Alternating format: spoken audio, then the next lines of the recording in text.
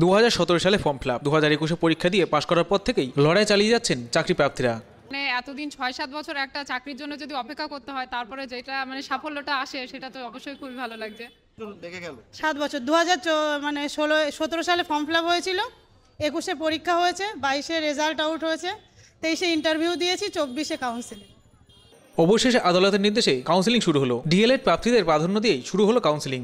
মামলা ঝুলেছে, এস্টে পড়ে গেছিল, জুলাই থেকে এস্টে ছিল, 31 তারিখে এস্টে উঠেছে, 29 তারিখে এস্টে উঠেছে, 31 তারিখেই পেয়ে গেছি প্যানেল। ডিএলএড বা বিএড পাস ছিল তারা ইন্টারভিউতে অংশগ্রহণ করেছিল। পরবর্তীকালে সুপ্রিম কোর্ট জানিয়েছে যে যারা বিএড সার্টিফিকেট যাদের আছে তারা এই প্যানেলে তারা আপাতত অন্তর্ভুক্ত হচ্ছে না। তো আপাতত যারা ডিএলএড তাদেরকে কনসিডার করা হয়েছে এবং তারাই প্যানেলভুক্ত হচ্ছে।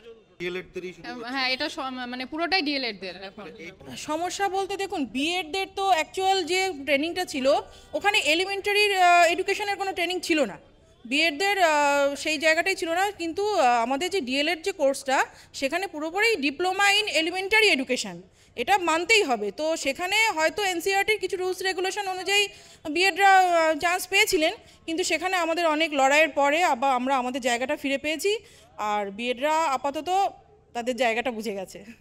উত্তর 24 পরগনা জেলায় 776 জন চাকরি প্রাপ্তির কাউন্সিলিং শুরু হলো ডিপিএসসি অফিসে। আমাদের জেলাতে মোটামুটি যা খবর পাচ্ছি 800-850 কাছাকাছি আমাদের জেলাতে রিক্রুটমেন্ট হতে চলেছে, এবং দুদিন কি দ্রুততার সঙ্গে এবং কত সুন্দরভাবে এখানে কাউন্সিলিং হচ্ছে আপনারা দেখলেই বুঝতে পারবেন। দুদিনের মধ্যে কাউন্সিলিং কমপ্লিট হবে, পরশুদিন থেকে অ্যাপয়েন্টমেন্ট দেওয়া শুরু হবে এবং পরশুদিন থেকেই ওরা স্কুলে জয়েন করে যাবে। কিন্তু এই নতুন নিয়োগে প্রার্থীদের পোস্টিং দেওয়া নিয়েই দুর্নীতির অভিযোগ কাছের স্কুলের নামের তালিকা না রেখে দূরের স্কুলে পোস্টিং নিতে বাধ্য করা হচ্ছে।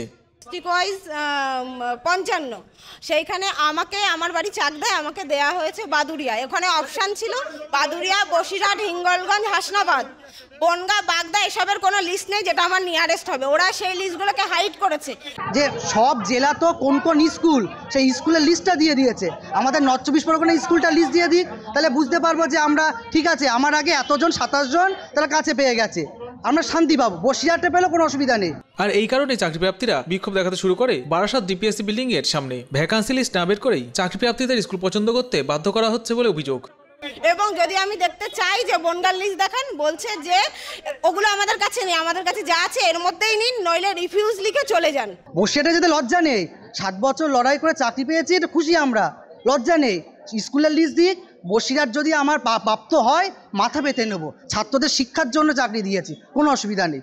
তবে ডিপিএসসি চেয়ারম্যান দেবব্রত সরকার সকল অভিযোগকে খারিজ করে দেন। যারা নাকি লোকাল, সেখান থেকে অনেক দূর পাঠানো হচ্ছে, যার পক্ষে যাওয়া সম্ভব না। এই অভিযোগ সম্পূর্ণ ভিত্তিহীন ও মিথ্যা অভিযোগ। কারণ আমরা আমাদের 776 জন কাউন্সিলিং চলছে আমাদের উত্তর 24 পরগনা জেলায়। আজকে প্রথম কাউন্সিলিং ডেট। আমাদের প্রায় 800-র কাছাকাছি ভ্যাকেন্সি রয়েছে। আমরা সেই ভ্যাকেন্সি লিস্ট ওনাদের সামনে দিয়ে দিয়েছি, এবং সেই ভ্যাকেন্সি অনুযায়ী প্রথম যা রোল নাম্বার তিনি কিন্তু বেছে নিয়েছেন তার পছন্দ মতো স্কুলটি। দ্বিতীয় যা রোল নাম্বার তিনি তার পছন্দ মতো স্কুল বেছে নিয়েছেন।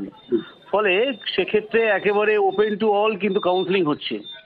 এখানে কোনো অভিযোগের কোনো ব্যাপার নেই। কোনো একজন ব্যক্তি বা কোনো একজন ক্যান্ডিডেট যদি তিনি তার পছন্দের স্কুল না পান, সেটা তার রোল নাম্বার হয়তো পেছনে ছিল, সেই জন্যে র্যাঙ্কিং যেমন যে করেছে সে তেমনি তিনি বিদ্যালয় পছন্দ করে নিতে পারছেন।